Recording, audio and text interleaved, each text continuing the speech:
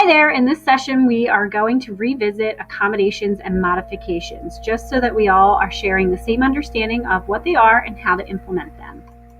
If you remember from last year, we took a look at this visual of accommodations and modifications to really show us the different levels.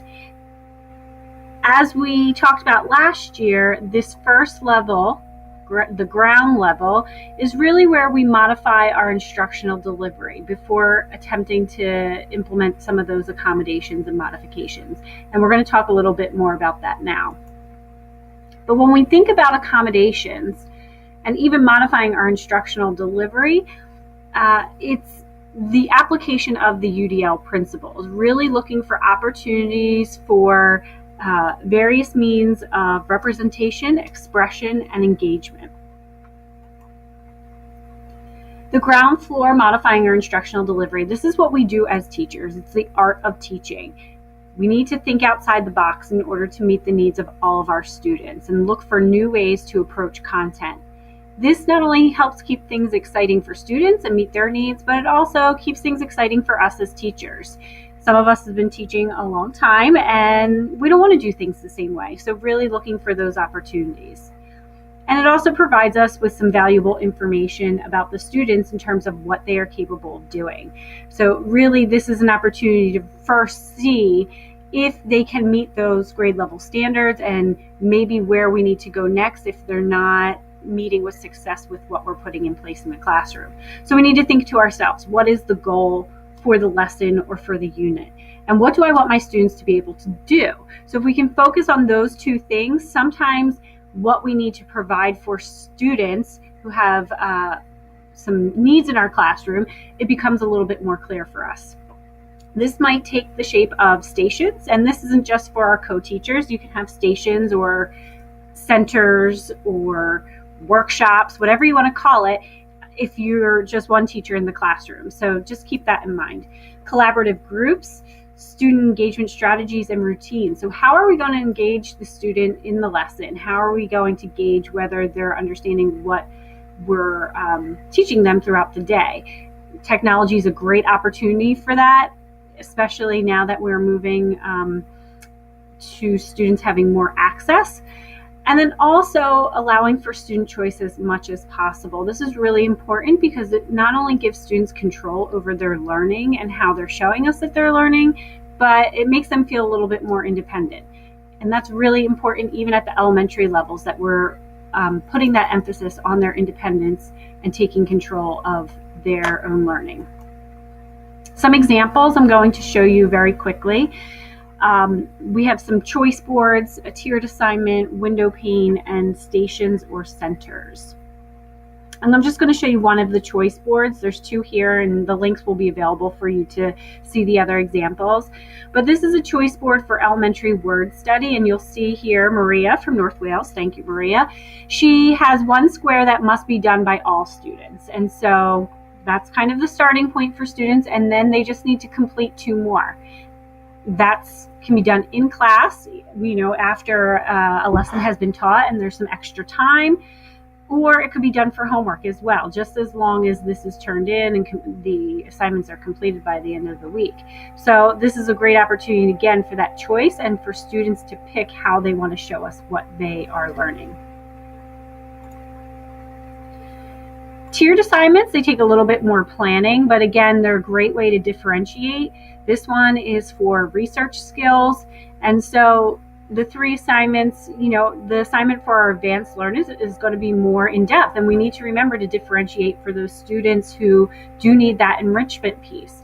And so, we need to consider those students are going to be working at probably faster pace and they're going to be grasping concepts more quickly. And so how are we differentiating for them so they don't have downtime, they're not bored, and they're still being challenged and met with a rigorous curriculum? And then, varying your assignments for on grade level learners or struggling learners. And there's different ways to structure tiered assignment. You don't have to do it advanced, on grade level, and struggling. So we can definitely provide you with more information related to that. A window pane. This is great for reading activities. It doesn't have to be in an ELA classroom. It can be in social studies or science, but for students to really draw or write down what they've learned in sequence and how concepts connect. It's also great for directions. So if you have multiple directions and a student really can't remember or process all of them at once, writing the directions out in separate window panes and then having them peel back a post-it to reveal each direction after they've completed one step. It's just, again, another way to differentiate that piece. And then stations or centers. This particularly is for math, how you can structure a 60-minute math block. And obviously at the secondary level, it would be a little bit different, but not too much different because it's not, it's only a 15-minute difference. But again, there's different models that you can do to make sure that you're using your time most effectively. And again, this is nothing else. These aren't accommodations. This is just adjusting instructional delivery and how you're presenting information.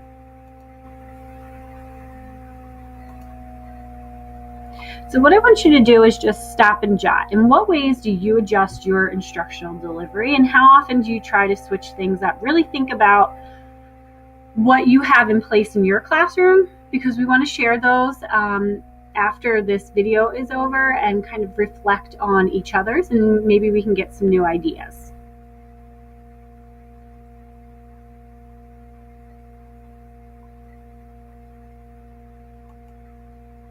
Level 1 accommodations. Accommodations are changes in how a student accesses the information and demonstrates learning.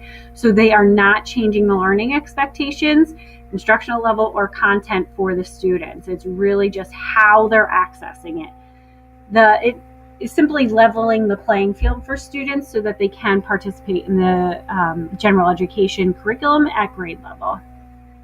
You're probably used to accommodations and accommodations and implement a lot of these on a regular basis. Provide study guides and notes emphasizing key information. Adding picture symbols or visuals, this is really important. You can't underestimate the power of a picture. Some students really just need that cue. Highlighting keywords, breaking tasks or instructions into smaller parts. This is really important for students who maybe have difficulty focusing or processing information. And so taking the time to do that, chunk things for them on a daily basis. If students need accommodations for an assessment, they need it every day. So that's important to keep in mind, because we put things in IEPs for students to help them access information, and it's really important for the test, and that's great, but they need those all along then. And that's really what's going to help them be prepared for that test. So we just need to keep that in mind as well. Some examples of accommodations for behavior. On the left is really just accommodations for kind of that fidgety behavior, attention behavior kind of that we might see in the classroom. And some of you might have these things in your classroom already, but some sensory breaks for students, stress balls, chair leg bands, which are, chair leg bands, which are pictured here, standing desks, which are becoming more popular, and even fidgets. That's down here on the bottom. There's all different types of fidgets. Some are quieter than others, so you might want to keep that in mind when trying a fidget with a student. Some other just classroom accommodations for behavior, and we've talked about this with the behavior specialists this year, some of those tier 1 interventions that we can put in place for students, but really making sure routines are tight. Classroom engagement is going to help students move around the room. Reinforcing students for great behavior and having that classroom system in place and being consistent with it. I know I'm even at fault for this. I have great routines at the beginning of the year and reinforcing students all the time for great behavior, but as they get things under control and we get moving with the year, things tend to get a little bit looser, and then sometimes that's when we see the behaviors pop up again. Assigning roles to students. So if you have students that, get distracted or move around, give them a role, give them a purpose in the classroom to help them focus. This time piece is huge, I think, as teachers.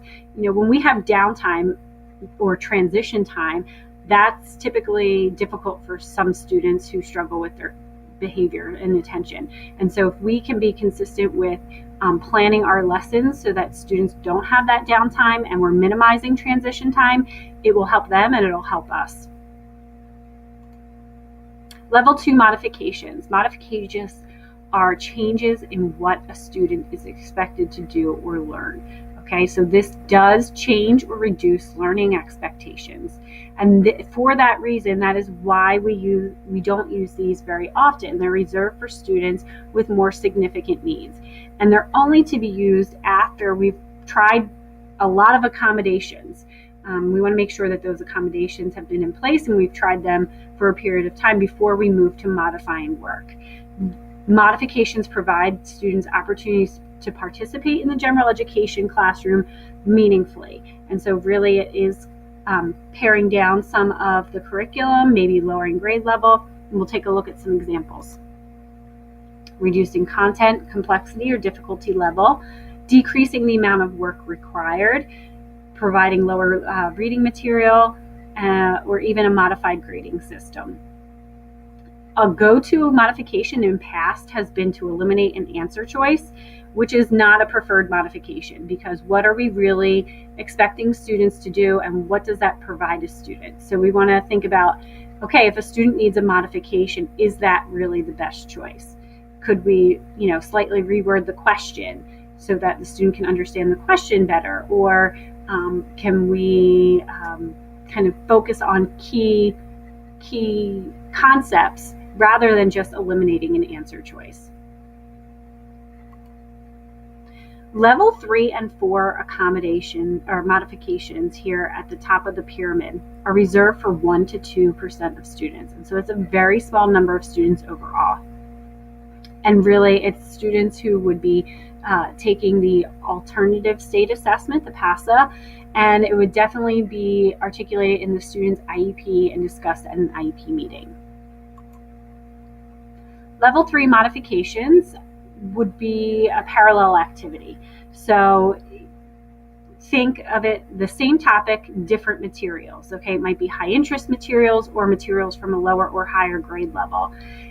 We should make sure if we're using materials from a lower grade level that they look like the materials used by the same age peers. We wouldn't want a high school student using materials that look like they belong in a kindergarten classroom, and we need to be aware of that.